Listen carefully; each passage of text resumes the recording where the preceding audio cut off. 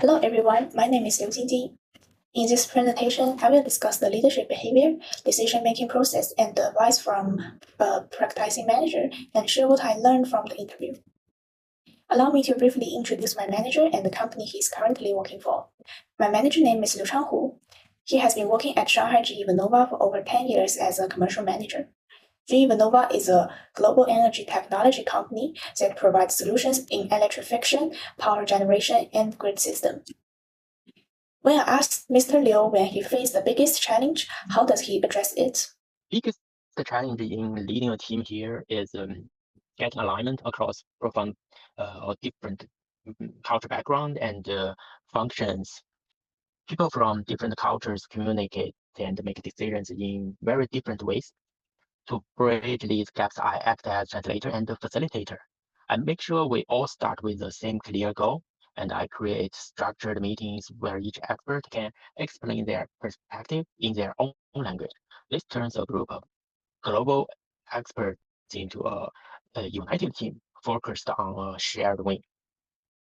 His answers showed clear democratic leadership. He does not rely on authority. Instead, he focuses on building alignment across cultures and functions. He acts as a facilitator rather than a commander, and guiding each team to express their views and create structured decisions. His approach also reflects task-oriented leadership because he clarifies clear goals, uses structured discussions, and aligns everyone moves efficiently toward the required outcome.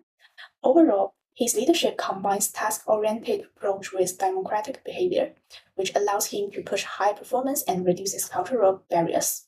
This balance helped the team work efficiently in a global organization like GE Vernova.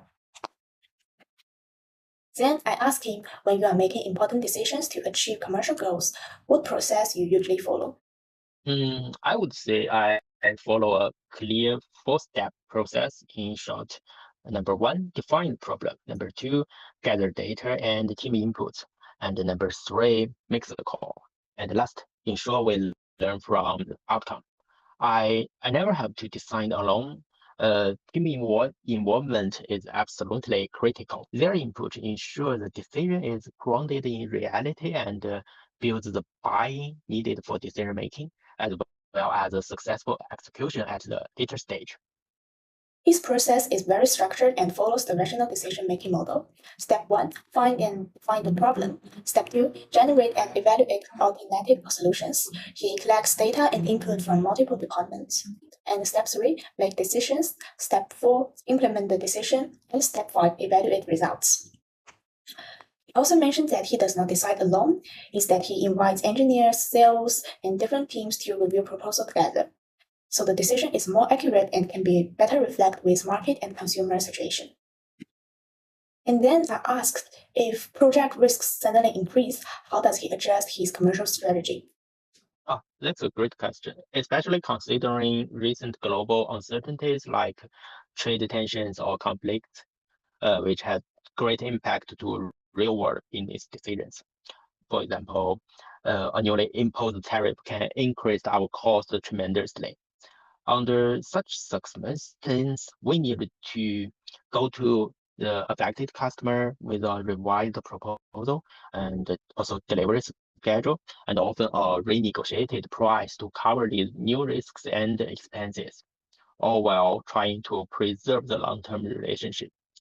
It's a constant testing of building resilient and flexible plans in a world that where the rules can change overnight. When risks appear suddenly, he changed his decision style. This approach matches bounded rationality because decision must be made even when time is short and information is incomplete. For example, supply chain is blocked, tariffs increase or sanctions appear. In this time, he quickly works with sourcing to find new suppliers and communicate with customers who update price or delivery plans.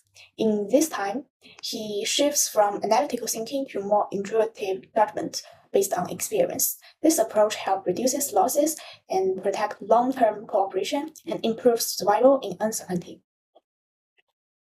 And the last question is, what advice he want to give to future commercial managers? Besides building up technical skills like Excel, modeling, and data analysis, you need to also developing two soft skills. One thing is active listening. Try to find out what is not said directly. Understand the real concerns or behind a request or objection.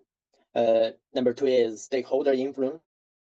You will often need to work with people who don't directly report to you. So you must understand their goals, their pressures, their own KPIs. Then you can connect your target with theirs. That's how you can lead without an authority. His advice for future commercial managers is very practical. He believes that technical skills like data analysis, Excels are matter, but soft skills are even more important. He especially mentioned active listening and stakeholder influence. Active listening helps managers find the real needs that are not directly expressed. And in cross-functional work, you cannot control everyone, so you need to understand each stakeholder's KPIs and pressure. By aligning your goal with theirs, you can influence people even without authority. Overall, his approach reflects best practice because he combines structured planning with flexibility and uncertainty. It shows that leadership is about working with people, connecting ideas, and moving the team forward. That's why his approach is effective in real world management. This interview changed how I understand management. I learned that communication is at the center of leadership, especially across functions and cultures. And a good manager does not lead by command, but by helping people move toward the same goal. I also realized I often finish tasks alone instead of coordinating with other people. So for my future career, I want to adopt a more democratic style by encouraging open discussion and shared decision making.